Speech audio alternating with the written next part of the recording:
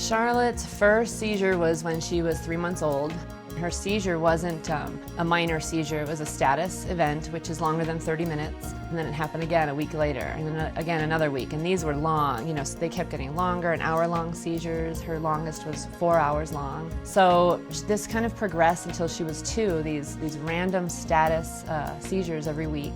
We were told multiple times it wasn't possible for her to survive this. But when you hear that there is another possible thing to help your kid after you've said enough is enough, you cling to it.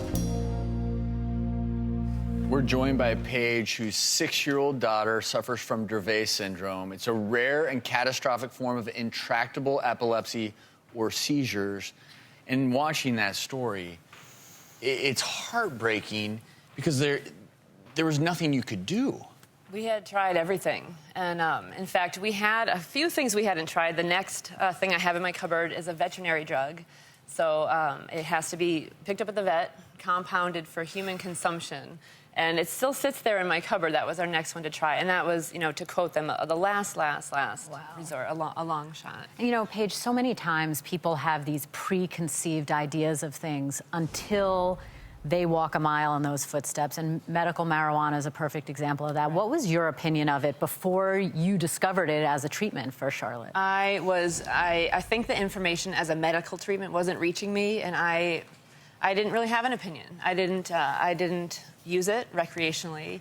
I didn't know anybody on it that it was curing their syndrome or disorder. So I really had a low or negative opinion probably of medical marijuana. I just wasn't getting that information. And your opinion now?